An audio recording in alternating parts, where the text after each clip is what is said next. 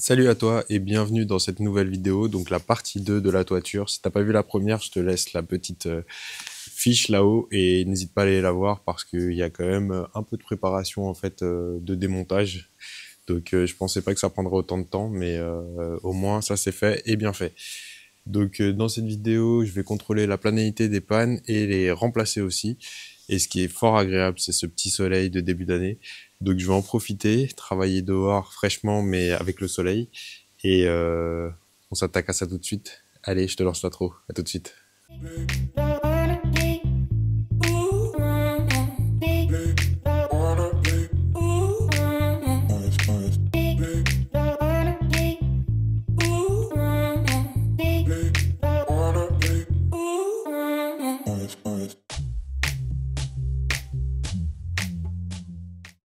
Bon là du coup pour contrôler ma planéité, j'ai tout simplement pris le cordeau que j'utilisais pour le mur de parfum, pour faire les parfums.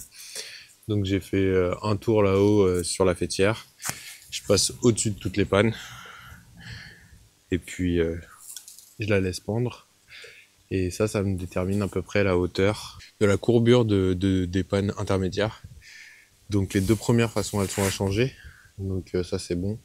Je vais me laisser une tolérance de 2 cm. Et après je vais voir comment je fais, si j'ai besoin de les rehausser. Peut-être que je rajouterai un litho ou je vais voir décalant sous les pannes. Je vais voir comment je m'organise. Je te montre aussi de l'autre côté. Sur le côté pignon, les pannes sont vraiment quasiment tout alignées. Il y a encore une petite différence, mais bon, c'est de la rénovation. C'était aussi monté pour un bâtiment agricole, donc elles n'étaient pas forcément tirées au cordeau. Donc on va s'adapter, on va faire avec. Il y a aussi la sablière, comme tu peux voir. Elle a une légère courbure. Donc je pense que je vais me pencher dessus aussi pour rattraper cette courbure-là, la tracer, puis la couper. Pour ce qui est de la sécurité, cette fois-ci, je vais me mettre un harnais, parce que vu que je vais travailler sur échelle et l'échafaudage, je n'ai pas besoin réellement de me mettre en grosse sécurité. Et au moins, comme ça, j'aurai toujours un point d'attache et j'utiliserai cette fois-ci un petit baudrier d'élagage. Comme ça, en fait, j'ai la possibilité de tourner de droite à gauche avec le bassin sans être bridé par la retenue de la corde, quoi. Bon, il va falloir chauffer les mains et je me lance.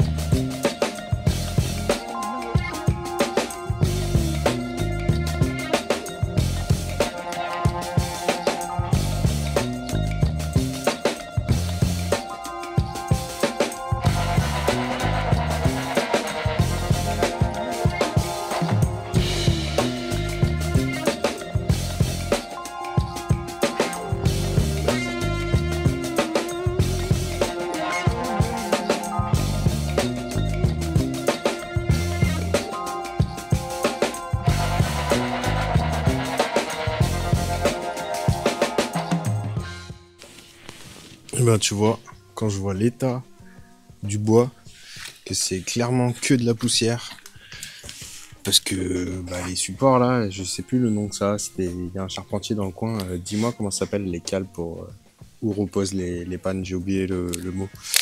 Et ouais, quand tu vois l'état du bois, je me dis que j'ai eu une très bonne idée de m'attacher sur la partie 1, parce que là, franchement, c'est chaud. Bon, cette partie-là, elle tient encore. Quand tu vois, j'ai réussi à lever mes poutres avec, tout. Mais bon, heureusement que j'ai toujours mis 2 points d'attache.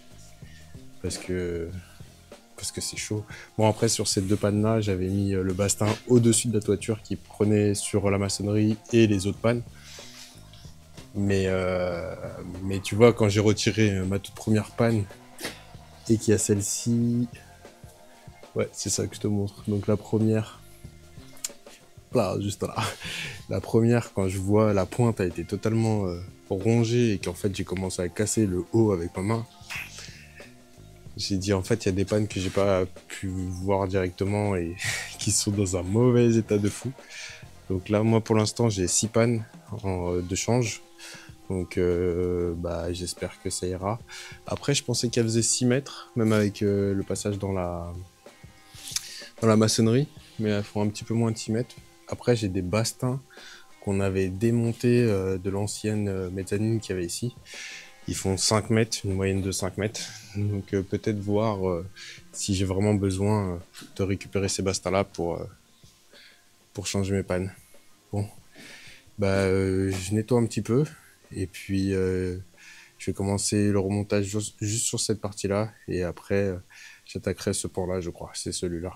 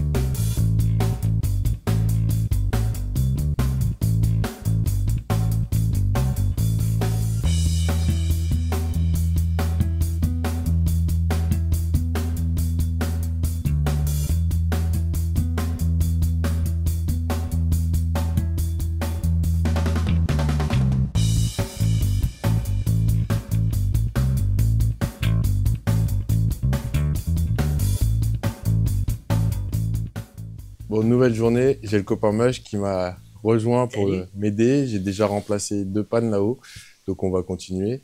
Et puis on va essayer de se réchauffer parce que ce matin, il caille.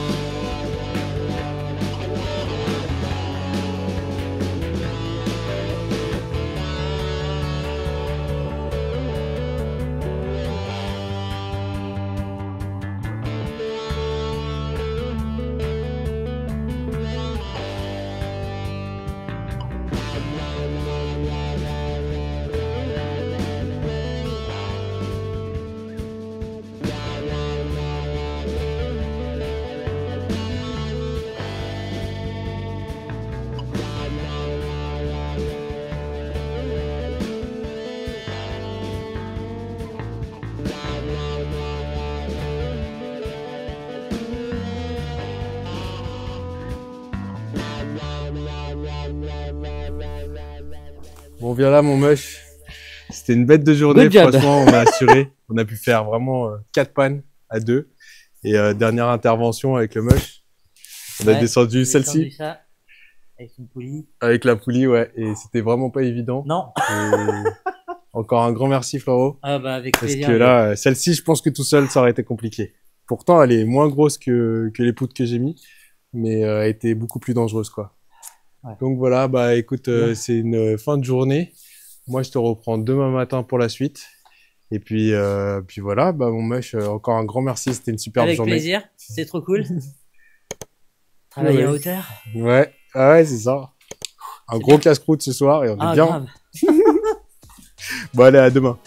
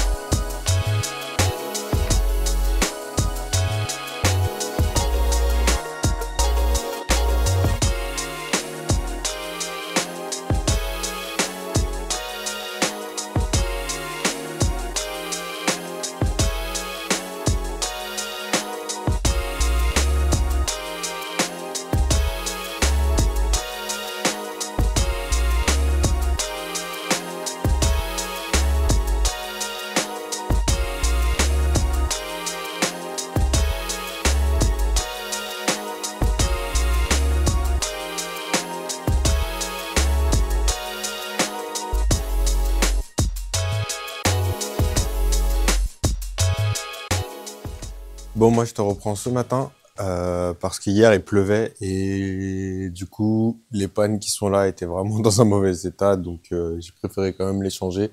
Enfin, je m'en suis rendu compte en les démontant. Il y en a même une qui est carrément cassée sous mes mains alors que je montais dessus et que j'ai pas entendu craquer. Donc les 3 pannes sont à changer. Là, j'ai la petite planche là-haut qui fait le lit de la rive. Je sais pas comment ça s'appelle, mais la rive en fait, c'est une espèce de gouttière qui rejoint les deux toitures et qui permet à l'eau de s'écouler jusqu'à la gouttière. Donc il y a une planche en dessous. Celle-ci va me déranger. En plus, comme les deux toitures se mélangent, il faut un petit peu que j'aille chercher sous l'autre toiture. Alors, je suis pas couvreur et je l'ai jamais fait. Donc, je vais essayer de reproduire à l'identique ce qu'il y avait.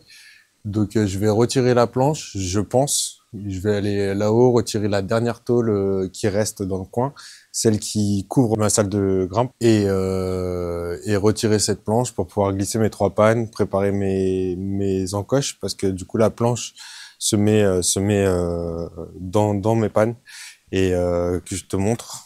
Ça, c'est les morceaux. Et tu vois, du coup, il y a des encoches à faire pour que la planche puisse passer. T'as vu l'état, toi? Fallait vraiment que je change. Donc voilà. En tout cas, ça se passe plutôt bien. J'arrive sur la fin de la charpente. Ça aussi, c'est cool parce que ça fait bientôt 7 à 8 jours que je suis dessus quand même. Même si c'est pas du gros boulot, le temps passe vite. C'est un truc de fou. Et voilà, peut-être après avec le savoir-faire, tu passes beaucoup moins de temps, mais j'essaye de faire les choses bien, tranquillement, à mon rythme, donc voilà. Donc je te pose dans un coin et je m'attaque à ça là-haut ce matin pour après glisser mes nouvelles pannes dedans.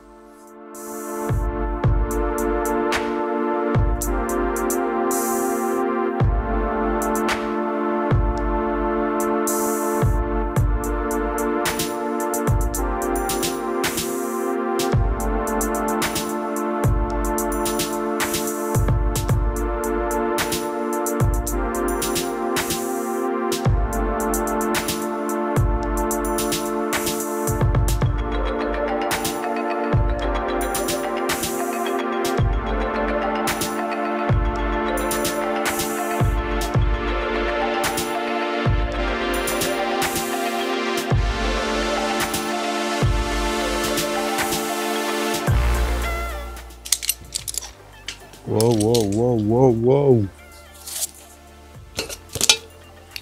Eh, tu te calmes. J'ai pas oublié les bandes d'arase. C'est juste que pour le moment, j'aurai des découpes à faire là-haut. Donc, d'abord, je prépare mes coupes. Et après, on mettra les bandes. J'ai pas oublié, t'inquiète. Bon, moi, je m'arrête là. Je vais manger. Autant, j'ai monté les deux. En plus, j'ai tiré au laser, au télémètre. Du coup, j'en ai une qui a un petit centimètre trop long, mais c'est pas trop grave parce que je pourrais la couper. Je préfère que ce soit trop long que trop court.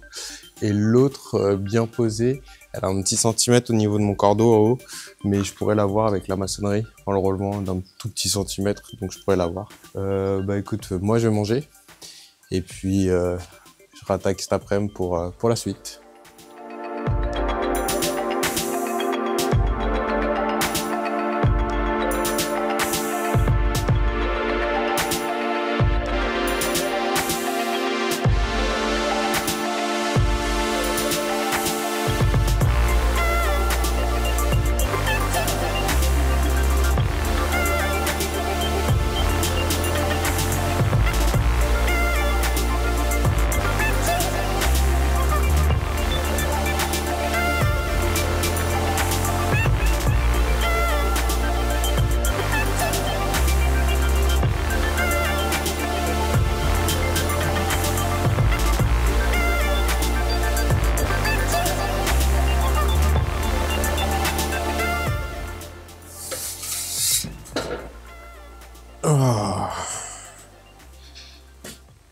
Eh ben, une bonne fin de journée.